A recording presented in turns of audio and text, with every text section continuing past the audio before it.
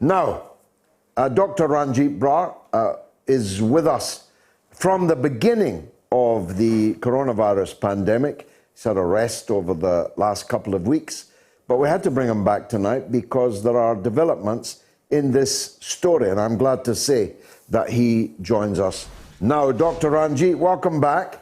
Always a pleasure to see you.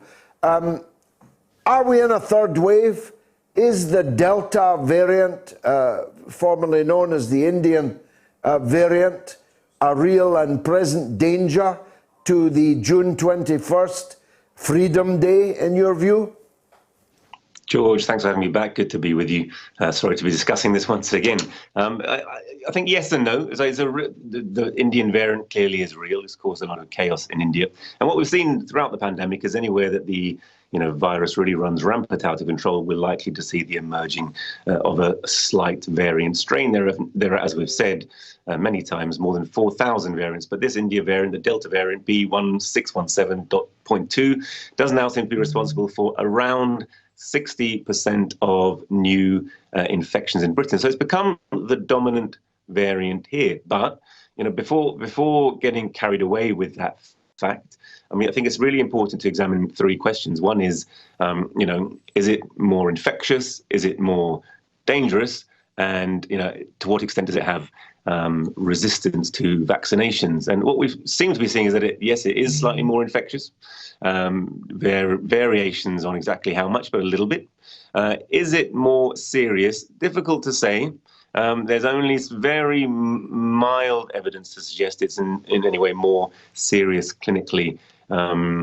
Slightly higher rates of hospitalization seem to be seen with it, but those are overall still very low. And in terms of resistance to the vaccine, we know the South Africa variant, the now called beta variant, B1351, was the variant most resistant to the AstraZeneca vaccine in particular. And it does seem that this India variant has some of those features. However, if we look overall at the statistics, hospitalizations in this country at the moment are at an all-time low. Much less than 1% of people in our hospitals have COVID. There are slight increase in the cases to about 30,000 a week, but deaths again are at an all-time low since the very start of the pandemic. So, personally, Intermittent Sage, who I have a lot of time for and respect for, obviously a very august and expert body of opinion, think that we should be sounding alarm. And they, in particular, point out that we should do our best to still have in place excellent healthcare measures of, isolation and support packages of isolation for those who have found to have this variant, so that we can stop it from spreading. But still, it's likely to be the case that people who have vaccination are essentially immune. And so what I think we have done, remember right at the beginning, there was a lobby of opinion who said we need to let the vaccine, the virus run through the population and protect the elderly. Now, we couldn't protect the elderly. That was the fault in that scenario. But now, effectively, through the vaccination program, I believe that they are really protected,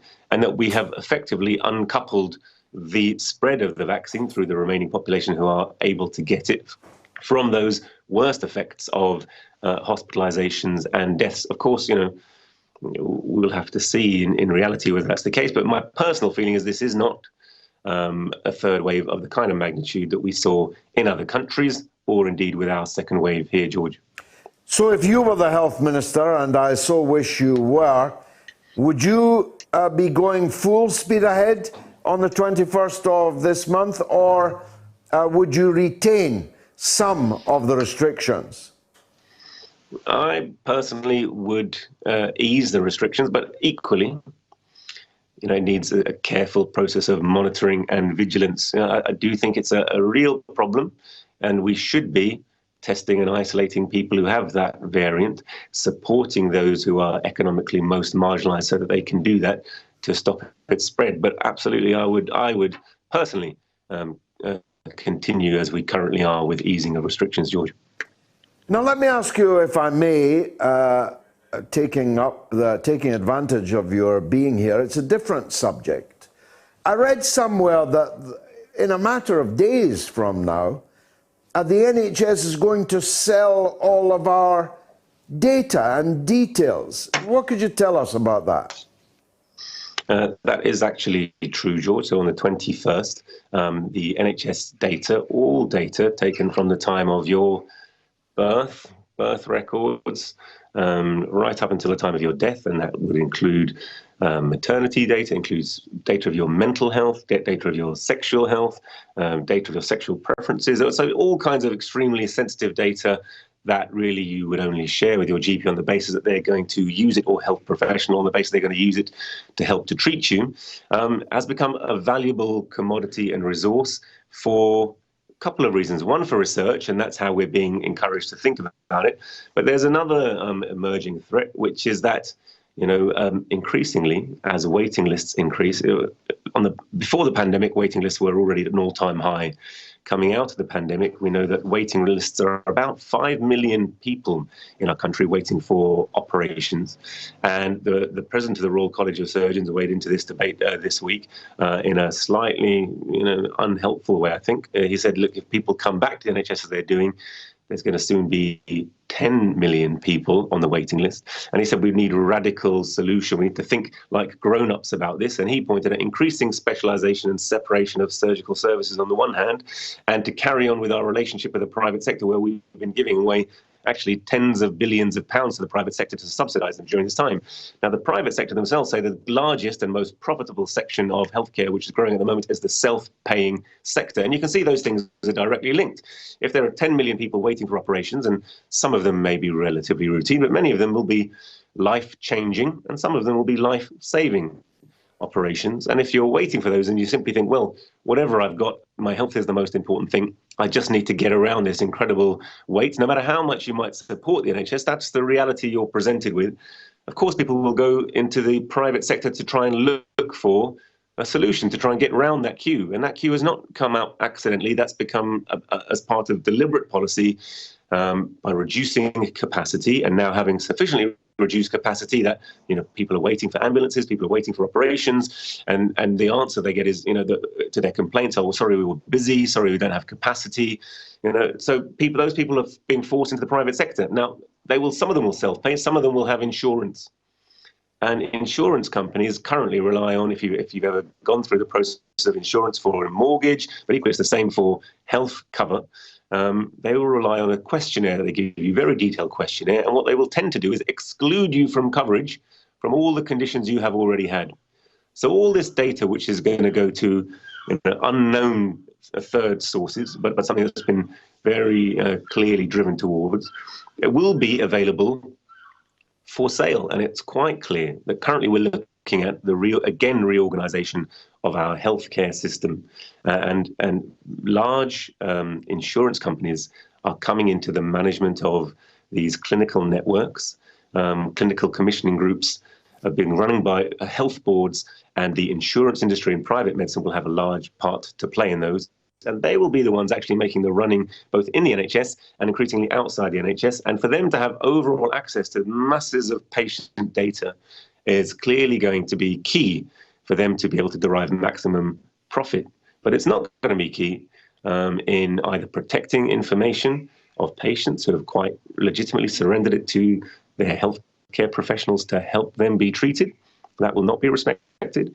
And it's not going to be the best thing for actually delivering them insurance-based care, because they will find, as the Americans have found, much to their chagrin and regret, that actually when they need healthcare the most, that is the healthcare that they're often least able to access for conditions or predispositions that they have. So it's extremely sensitive data. It is happening on the 21st of June. It is possible to write to your GP and opt out. I will post perhaps on my Twitter feed a link to some articles about this, and also to some documents about how you can opt out. I personally will be opting out. I'll encourage my family to opt out.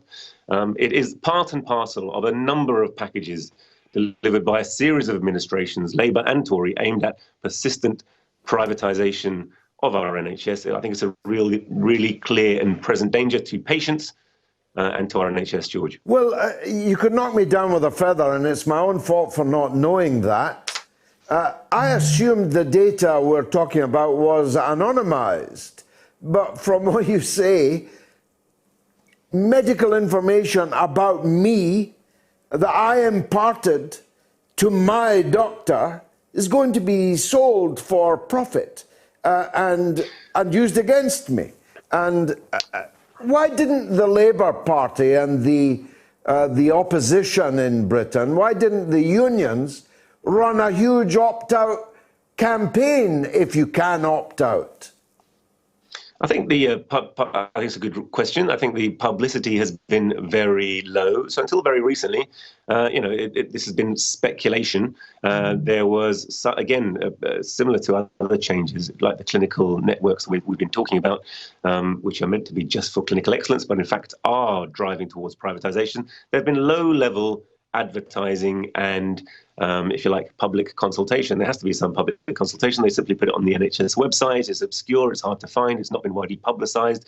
And so I think there's been a deliberate stealth policy. It was good. The whole of the pandemic has been a good time to bury this entire news. Matt Hancock's white paper is precisely aimed at putting forward these changes and other changes, one big health pot, both for social care and the NHS, all under clinical commission groups with these new boards who will run it, at whom, yes, there will be some clinicians, yes, there'll be some representatives from hospitals, yes, there'll be some GP representatives, but there'll also be third-party representatives who are business representatives from the health industry, and these people would be administering the entire health budget. So that's the content of Matt Hancock's white paper. And in that process, the process of tendering competitively has been removed, so that actually large contracts can simply be awarded without much scrutiny, much in the way that we've seen throughout the pandemic. The Tory government has been giving huge grants to of 45 million for testing, 10 million here, 20 million there. So this process will continue.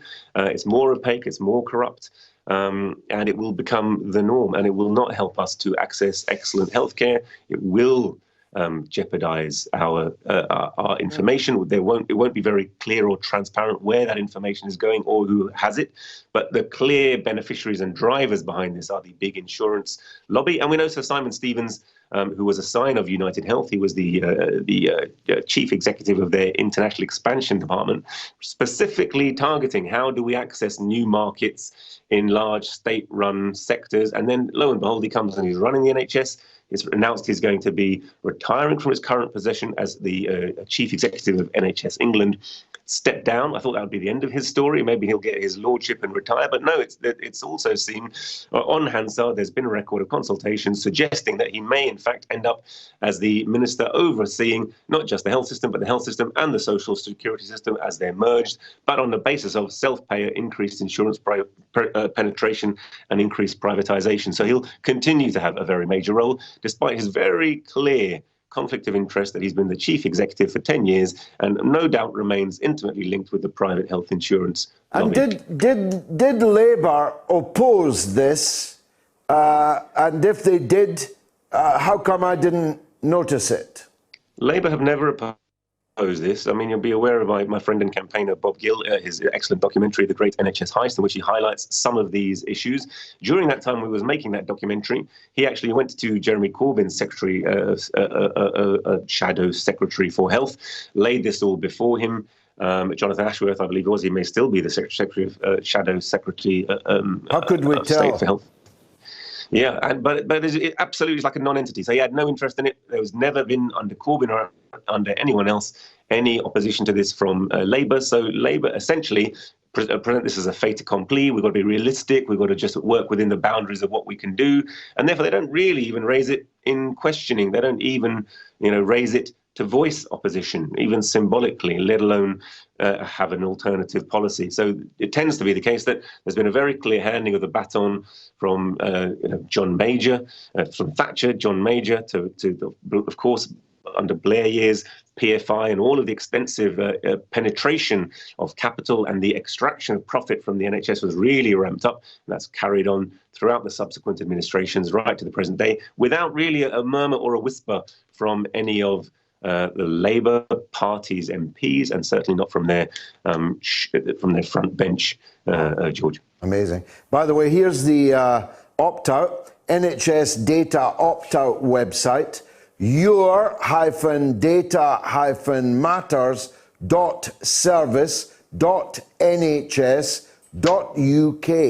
I think it's there on the screen now. Lastly, Doctor, I mean, of course, no disrespect to your profession, but you'll know, as a student of these matters, that the NHS only came into being in the first place over the trenchant opposition of these royal colleges, the head of one of which you quoted earlier. And Nye Bevan said, when asked how he'd managed to get the doctors to drop their opposition to the creation of the NHS, gold, yeah. We stuffed their mouths with gold.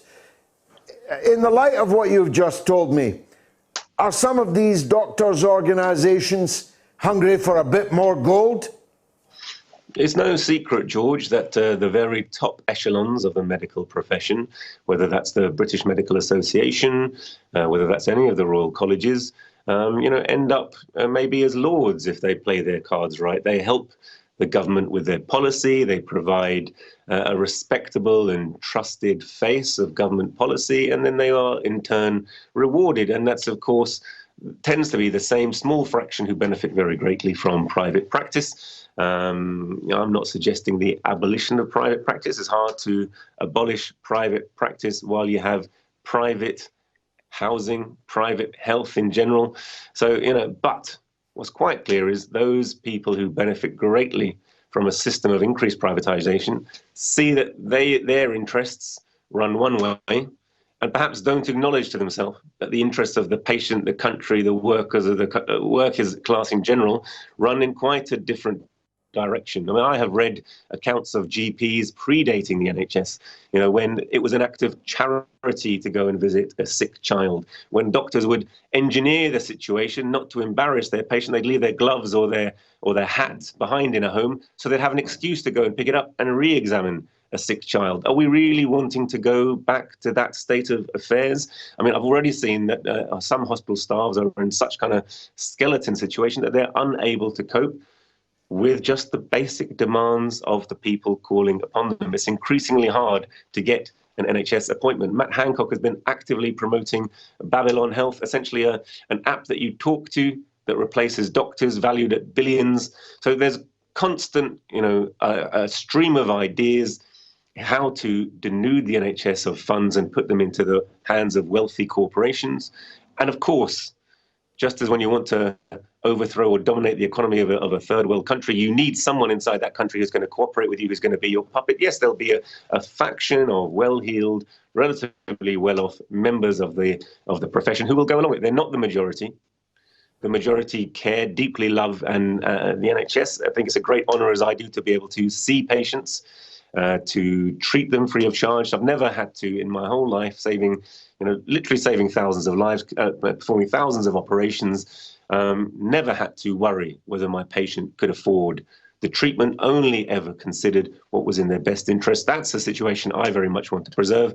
What we need is a very broad-based campaign against this. But I'm afraid to say that the mainstream political parties, Labour included, and Labour are linked in 1,000 ways to most of the campaign groups, whether it's against the war, whether it's against privatisation, and always they want to lead the direction of that campaign back towards the objectives of the Labour Party, which are to get a Labour MP elected. That's not what these campaigns needs to be about. They need to be about preserving the NHS for future generations, because it makes a huge impact to their lives, to our lives, to the lives of ordinary workers. I won't be able to afford, a private care, George. I'm quite sure that the average working class person in this country won't. And if they knew this was the direction that their policies are constantly driving up, if they were honest and open about it, our politicians and the business class, there's absolutely no way that they would have that support. And in that way, Bob is quite right in referring to this as the great NHS heist, as it's a great conspiracy against the British public, precisely because it's peddled on the basis of lies. But by, for example, Tory backbenchers who, in my lifetime, I have seen referring to the NHS as a Stalinist institution because it's not based on the sound principles, in their opinion, of private interest, private business. So this is what we're dealing with. A system in crisis, trying to maximize its profits in any way it can, reducing wages, reducing pay and conditions of working people, epidemics of homelessness and poverty that we're seeing coming out of this pandemic, out of this world economic recession. And one of the ways they seek to preserve themselves is to reduce our social wage, make those who can pay for healthcare and reduce the access of those who can't. That is what we're facing, George. Well, I'd like to say it was a pleasure talking to you. It was certainly a privilege, and thanks very much for joining us on the mother of all talk shows. Thank you, Thanks, Dr. George. Brar.